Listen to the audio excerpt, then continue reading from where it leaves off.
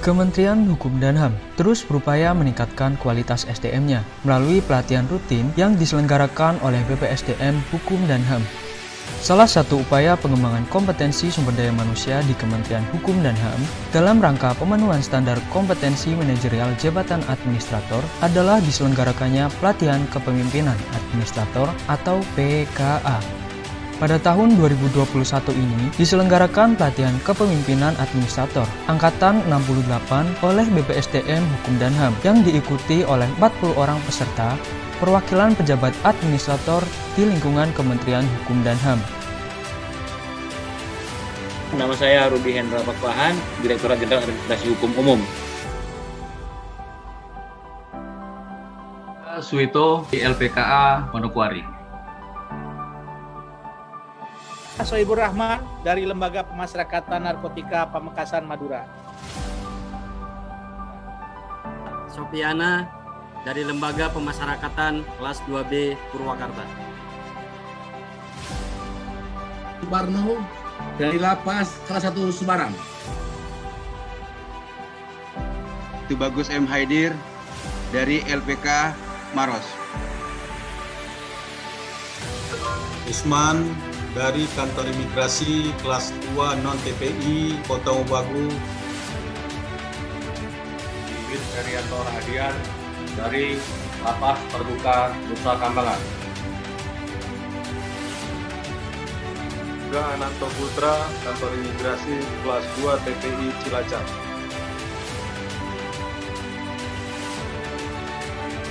Zul Henry dari Bapas kelas 2 Jambi. Dengan mengusung moto brilian, inovatif, dan sukses, kelompok 4 PKA Angkatan 68 melaksanakan studi lapangan dengan lokus PT Telkom Indonesia. Studi lapangan adalah salah satu metode pembelajaran yang diterapkan untuk menambah wawasan dan motivasi peserta dalam melihat keunggulan dan terobosan organisasi yang dituju untuk dijadikan pembelajaran. Peraturan Pemerintah Nomor 30 Tahun 1965 adalah awal mula transformasi digital di tubuh Telkom dimulai.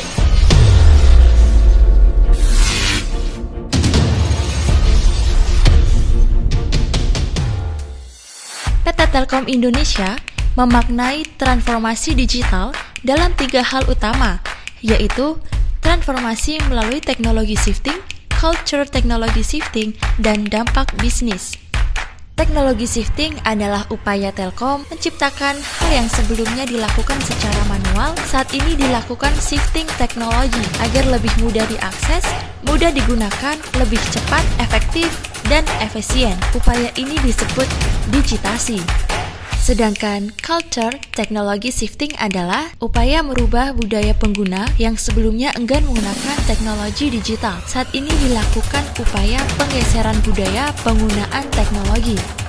Hal ini dikenal dengan digitalisasi.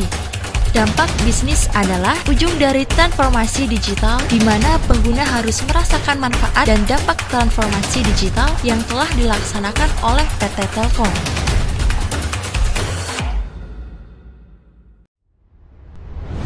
Telkom menjadikan akhlak sebagai core values perusahaan, di mana akhlak dapat diuraikan menjadi slogan dengan kepanjangan dari amanah, kompeten, harmonis, loyal, adaptif, dan kolaboratif. Dalam upaya pengembangan sumber daya manusia, Telkom mempersiapkan beberapa program pengembangan, dimulai dari program pengembangan kompetensi, program pengembangan leadership, mandatory program, general flagship program, and top talent flagship program. Seluruh program pengembangan ini telah didukung oleh teknologi digital dalam penerapannya. Dr. Dwi Herianto, selaku Vice President Human Capital Strategic Management PT Telkom Indonesia, sebagai narasumber materi pembelajaran studi lapangan ini, menjelaskan mengenai transformasi digital di tubuh Telkom secara rinci. Terkait dengan people development, innovation, dan ini salah satu yang baru di Telkom, kita namanya flexible working arrangement. Jadi inovasi, kita punya hack idea, punya amubah, inovator yang berhasil kita akan promosikan. Inovator yang sukses, startupnya menjadi CEO di anak perusahaan tersebut. Di mana Indigo juga kita punya yang dari luar, kalau kita bantu coaching dan mentoringnya, diberikan dananya. Telkom Corporate University berubah menjadi Indonesian Telecommunication and Digital Research Institute. Teknologi super apps, supporting digital talents dan lainnya, semuanya didigitalize. Narasumber lainnya, Dr. Insinyur Mimi Marlina, MT CMA, sebagai Asisten Vice President CFO Research dan CRO Support Consumer Service of Telkom Indonesia, menjelaskan pemaksimalan pelayanan prima di tubuh Telkom. Kemudian bagaimana network maintenance, terutama service quality ya Bapak Ibu. Nah ini yang sangat konsideran sekali di kami di Telkom untuk melihat peluang-peluang ataupun solusi. Di sisi lain, di customer service-nya ada perubahan Pak. Kelompok 4 merespon dengan cepat apa yang telah disajikan oleh kedua narasumber dan memberikan berbagai pertanyaan untuk lebih dalam menggali informasi mengenai pemaparan yang telah disajikan. Ya, saya Soebur Rahman dari kelompok 4, masalah pengendalian narkoba di lapas atau rutan. Karena ini salah satu juga masalahnya adalah faktor teknologi. Pengen sebenarnya berharap lapas rutan ini zero semuanya, dari peredaran HP, narkoba dan segala macamnya. Tentunya juga butuh dukungan, butuh support. Makanya di forum ini saya sampaikan mudah-mudahan ke depan ada kerjasama untuk bisa paling tidak PT Telkom bisa memberikan layanan yang unik bagi kami, salah satunya itu. Silakan Pak. Kepala Lapas Purwakarta. Di lapas rutan itu semua warga binaan mempunyai hak untuk berkomunikasi. Sehingga kami pihak lapas ataupun rutan harus memfasilitasi ketika lapas rutan yang berada di Jawa ada pihak ketiga yang mensupport, tapi ketika di daerah kami untuk mencari itu susah Bu. Apa yang saya sampaikan ini bagian yang bisa dikerjasamakan dengan pihak Telkom keterkaitan dengan komunikasi. Dengan adopsi dan kolaborasi melalui studi lapangan di PT Telkom, kelompok 4 dapat menarik kesimpulan beberapa hal yang dapat diimplementasikan menjadi inovasi di Kementerian Hukum dan HAM. Diarium, Corporate Portal sebagai aplikasi operasional harian penunjang FVA meliputi e-office, e-budgeting, file sharing, dan collaboration. Atasan dapat monitoring mulai dari absensi, kesehatan harian pegawai, tracking pekerjaan harian, perizinan FVA, serta electronic budgeting dan lain sebagainya. Inovasi Diarium Telkom sejalan dengan inovasi Simpek Kemenkumham.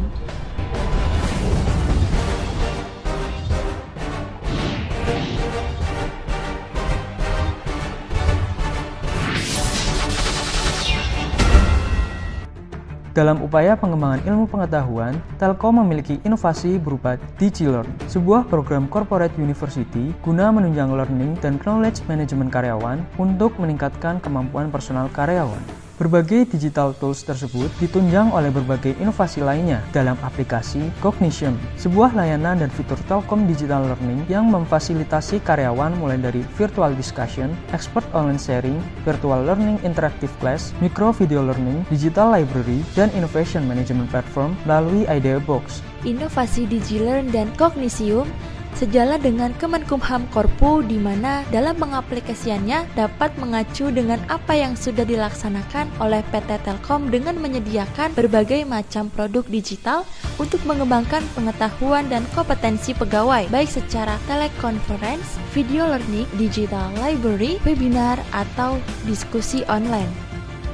Ingenium merupakan Career and Succession Management Tools, yakni aplikasi perencanaan dan penunjang karir karyawan digunakan untuk proses asesmen karyawan, perencanaan pengembangan karir karyawan, profile match score, dan lain sebagainya. Inovasi Ingenium dapat diadopsi oleh Kemenkumham sebagai aplikasi online yang dapat digunakan untuk mengembangkan karir pegawai, di mana mengacu kepada keinginan dan kebutuhan pegawai dan dapat mengarahkan kepada training dan kegiatan mana yang dapat menunjang dan mendukung pengembangan karir. Inovasi berkembang, Kemenkumham semakin matang, melayani masyarakat menuju Indonesia maju. Kelompok 4, The Next Indonesian Leader. Kelompok 4, pasti jaya.